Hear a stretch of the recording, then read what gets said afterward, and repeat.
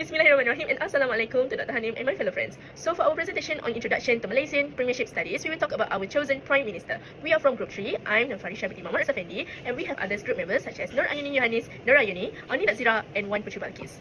So, our chosen Prime Minister today is Tunku Abdul Rahman Putra Al-Haj. Tunku Abdul Rahman Putra Al-Haj, or Tunku, was the first Prime Minister of Malaysia after we gained independence. He served as Prime Minister from 1957 until 1970. He is widely recognized as the father of independence due to his significant role in leading Malaya to achieve independence from British colonial rule on 31st August 1957. As a visionary leader, Tunku Abdul Rahman played a crucial role in shaping the foundation of modern Malaysia. He emphasized unity among the diverse ethnic and cultural communities in the country, promoting harmony and cooperation among Malays, Indians, Chinese and other groups. His leadership contributed greatly to the political stability and development to the nation during the early years. The purpose of this report is to examine the life, leadership and contributions of Tunku Abdul Rahman Putra Al-Haj. We will also discuss of his background, his achievements, his strengths and weaknesses, and also his leadership style. Through this report, readers will gain a better understanding of why Tunku Abdul Rahman remains one of the most influential figures in Malaysia history. So we will go through his personal background. Tunku Abdul Rahman Putra Al-Haj, widely known as Tunku Abdul Rahman, was born on 8 February 1903 in Alustar, Kedah. He was the son of Sultan Abdul Hamid Halim Shah, the Sultan of Kedah, and Cik Nyarang Luang Naramunyalara or Cik Menjalaram. As a member of Kedah royal family, Tunku was exposed to leadership in public services from an early age. Tunku received his early education in Malaysia before furthering his studies in England. He attended the University of Cambridge, where he obtained a degree in Bachelor of Arts in Law and History. His educational background provided him with the knowledge and skills that later contributed to his political career and the leadership of the nation. He became actively involved in politics through the United Malays National Organisation, or UMNO, and was elected as its president in 1951. In addition, Tunku played a significant role in formation of Malaya on 19 September 1963 through the merger of Malaya, Sabah, Sarawak and Singapore. He was also recognized for his efforts in promoting Islam and strengthening international cooperation among Muslim countries, including his involvement in the establishment of the Organization of Islamic Conference in 1969. His contributions to the nations have earned him the title Father of Independence. That's all from me. Now, I will let Ayuni to go through with the presentation. Thank you, Farisha, for explaining that section clearly. Now, Ayuni with Abdul will continue this section by presenting personal background of Tunku Abdul Rahman. For personal background, we have two sections, which is 2.1 is education and 2.2 is political involvement. For 2.1 is education, we have 3 points, which is A, early education, B, higher education in England, and C is award. In 1909, Tunku Abdul Rahman began his formal education at Malay Primary School in Jalan Baharu, Alustar, Kedah. And the second point is, at around age 10, Tunku Abdul Rahman was sent to Bangkok to live with his brother and attend Deep Syrian School in 1913. And the last one is returned to Malaya in 1915. After his brother's passing, he returns to Kedah and enrolled in the Penang Free School, one of the oldest and most prestigious schools in the region. Now I'm going to explain the section B, which is higher education in England. The first point is Cambridge University in 1920 and 1925. He was awarded a Kedah State Scholarship and attended St. Canterine College, Cambridge. Tunku Abdul Rahman graduated in 1925 with a Bachelor of Art BA in Law and History. He was notably the first Kedah Prince to graduate from a British. Now let's continue to my second point, which is training the Inner Temple in 1927. After returning to Malaya to work in the civil service, his brother sent him back to England in 1927 to complete his law studies. However, he did not finish at that time. And my last point in higher education in England was resumption and completion in 1938 and until 1949. Tunku Abdul Rahman, he attempted to finish his law degree again in 1938, but World War II forced him back to Malaya.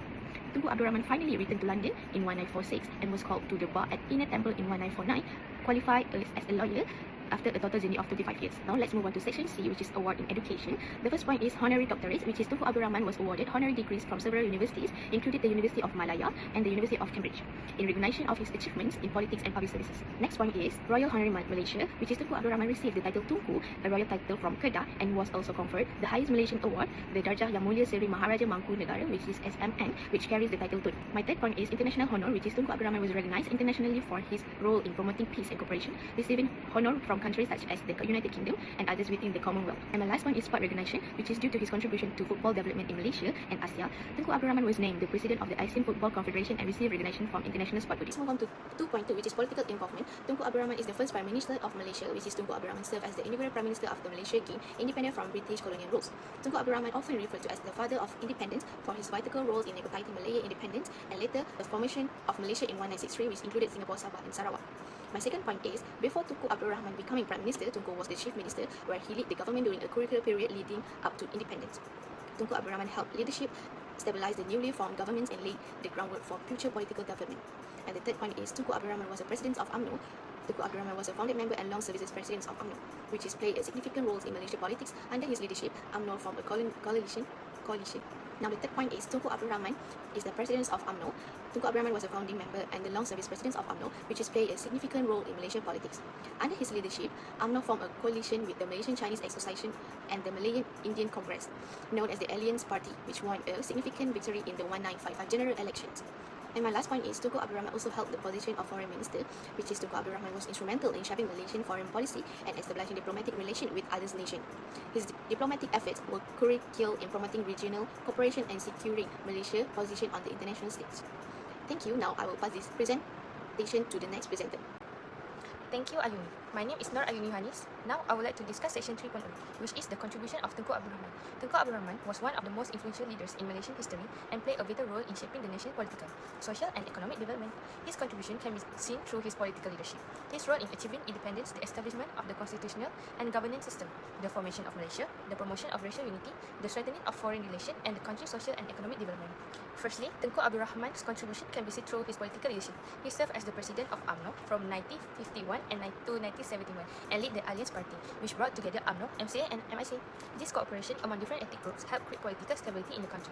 In 1957, he became the first Prime Minister of the Federation of Malaya and later the first Prime Minister of Malaysia in 1963.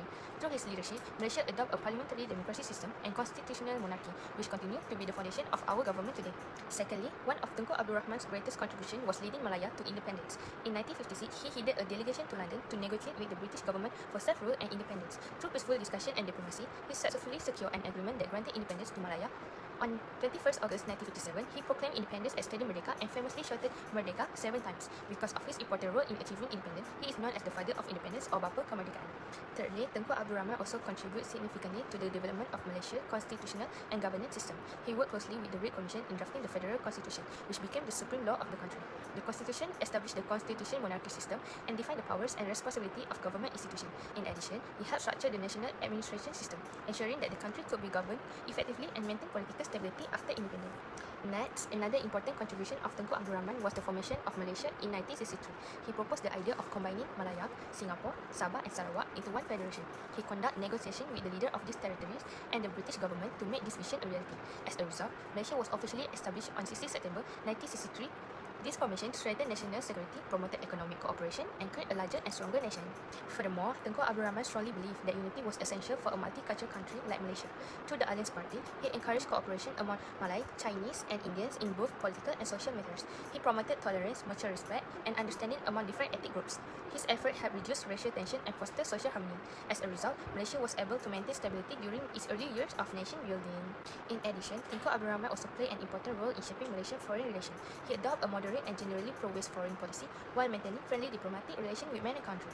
He actively represented Malaysia on the international stage and helped strengthen the country's global reputation. He was also one of the founding figures of the Organization of Islamic Cooperation (OIC), which promotes cooperation among Muslim countries. His anti-communist stance helped protect Malaysia's political stability and security during the Cold War period. Lastly, besides his political achievements, Tunku Abdul Rahman also contributed to Malaysia's social and economic development. He supported the expansion of education to provide greater opportunities for citizens and improve literacy levels. His government introduced various rural development programs to improve living conditions in villages and remote areas. He also promoted infrastructure development, including roads and public facilities, to support economic growth. This effort helped improve the quality of life of the people and laid the foundation for Malaysia's future development. That's all from me. Now I will pass this slide to next presenter, Puteri. Thank you. Thank you, Anis, for the present. I am Puteri BALQIS 21 Syarul Absan. Today, I will be presenting the major challenge faced by Tunku Abdul Rahman during his leadership of Malaysia. The first challenge was maintaining racial unity. After independence, Malaysia consists of various ethnic groups, including Malay, Chinese, Indian, and indigenous community. Because of difference in culture, religion, language, and economic background, it often create a social division. To address this challenge, Tunku Abdul Rahman promote tolerance, cooperation, and mutual understanding among all races. However, issues that related to education, citizenship, language, and ethnic rights continue to test national unity throughout his administration. The second challenge was formation of Malaysia in 1963. Tunku Abdul Rahman proposed the merger of Malaya, Singapore, Sabah, and Sarawak to strengthen political stability, economic development, and national security. However, the plan faced opposition from Indonesia and the Philippines, while Sabah and Sarawak had concerns regarding autonomy and indigenous rights. Through diplomacy and negotiation, this challenge was successfully managed, leading to the formation of Malaysia in 16 September 1962. Another major challenge was the separation of Singapore from Malaysia in 1965. Political disagreement arose between Tunku Abdul Rahman and Lee Kuan Yew, particularly over racial policy and political ideologies. Despite several attempts to resolve this issue, no agreement could be reached. To maintain national stability and prevent further conflict, Singapore was separated from Malaysia on 9 August 1965. The first challenge was economic development and poverty reduction. Many Malaysians, especially for those who living in rural areas, face poverty and depend on agriculture for their livelihoods. To improve living standard, Tunku Abdul Rahman introduced development program focusing on infrastructure, education, healthcare, and agriculture. The government also expanded Felda scheme to support low-income families. However, limited financial resource and shortage skilled workers slowed the development efforts. Finally, the most severe challenge was May 13 riots of 1969.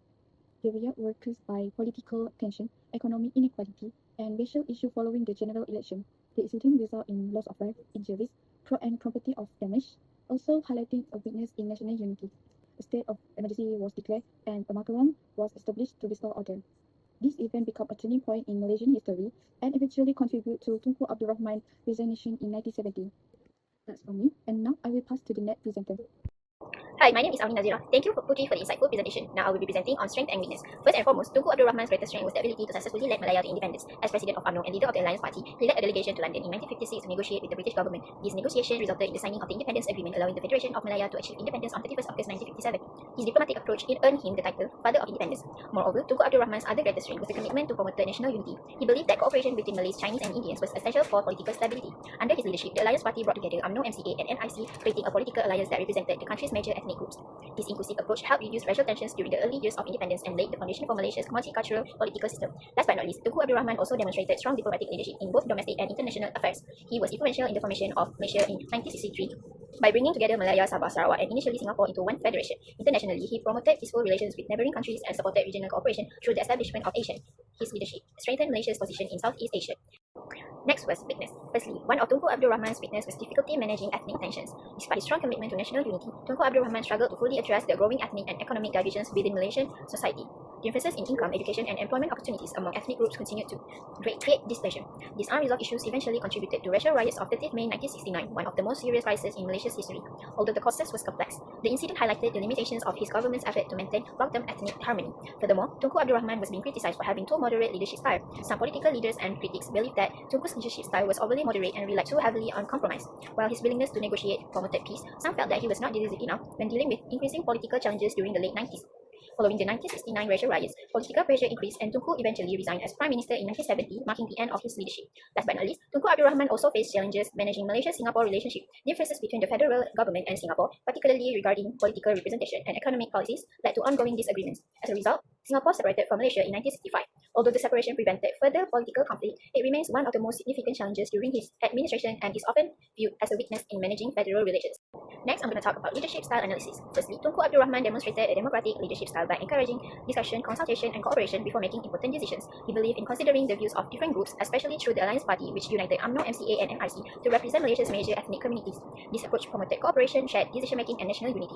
His leadership also reflected value of compromise and tolerance for decision-making, which were important in building trust. Secondly, Tunku Abdul Rahman also demonstrated a strong diplomatic leadership style by preferring peaceful negotiation instead of conflict when dealing with national and international issues. He successfully negotiated Malaya's independence from Britain in 1957 through diplomatic discussions, showing his belief in cooperation and compromise rather than violence. In addition, he built strong relationships with other countries and actively supported regional cooperation, which helped strengthen Malaysia's position in Southeast Asia and improve its international standing. Lastly, Tunku Abdul Rahman illustrated an inclusive leadership style by respecting Malaysia's multicultural and multi-religious society. He encouraged racial harmony and equal cooperation among all ethnic groups, including Malays, Chinese, and Indians. His leadership promoted tolerance, mutual respect, and understanding while protecting the rights of different ethnic and religious groups. This inclusive approach helped reduce tensions and supported national unity during the early years of independence. In conclusion, Tunku Abdul Rahman Putra Al-Haj was a highly influential leader who played a key role in achieving Malaysia's independence and building a united, peaceful nation. His leadership focused on democracy, diplomacy, and inclusiveness, which helped maintain racial harmony and political stability during the early years of independence. Although he faced challenges such as ethnic tensions, economic issues, and political conflicts, his contributions remain very important in shaping modern Malaysia. He is remembered as the father of independence, as a leader who valued unity, peace, and cooperation. That's all from us. Thank you.